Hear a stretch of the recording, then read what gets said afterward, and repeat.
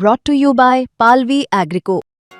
पालवी ॲग्रिको, भारताचा पहिला AI तंत्रज्ञानावर आधारित B2B आणि B2C ई कॉमर्स प्लॅटफॉर्म. शेतीसाठी जे काही लागणार थेट तुमच्या बांधावर पोहोचणार, मोबाईलच्या एका क्लिकवर. पुण्यात घडणाऱ्या घटनेमुळे सर्वसामान्य नागरिक असुरक्षित राहिलेलेच आहेत, तर मात्र आता या वाढत्या गुन्हेगारीमुळे पोलीस देखील सुरक्षित आहेत का, हा एक मोठा प्रश्न काल रात्री घडलेल्या एका घटनेमुळे निर्माण होतोय. काल पुण्यातल्या लॉ कॉलेज रोड परिसरात या ठिकाणी अमोल काटकर जे गुन्हा शाखा युनिट 3 मध्ये कार्यरत आहेत, त्यांच्यावर 2 अज्ञात इस्मांनी वार करून गंभीर जखमी केलेला आहे.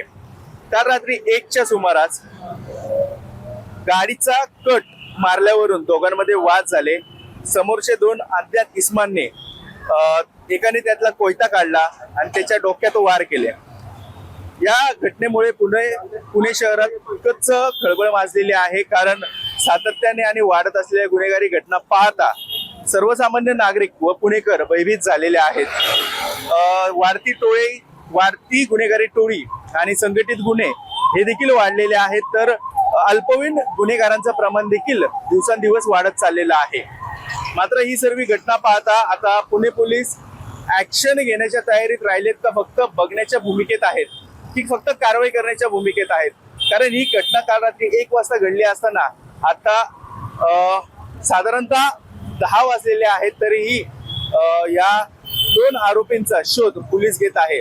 काही वेळापूर्वी पंचनामा झालेला आहे आणि त्या वार झालेला म्हणजे अमोल काटकर या पोलिसाला सह्याद्री रुग्णालयात दाखल केलेला आहे, त्याच्यावर उपचार सुरू आहे.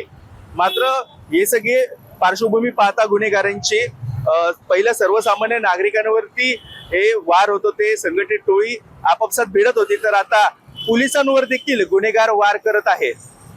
त्यामुळे आता पुणेकर आणि पुणे सुरक्षित राहिलंय का, हा एक मोठा प्रश्न निर्माण होतोय. याबद्दल तुम्हाला काय वाटतंय कमेंट करून नक्की कळवा. पुण्याहून मी आदित्य पवार, मुंबई तक.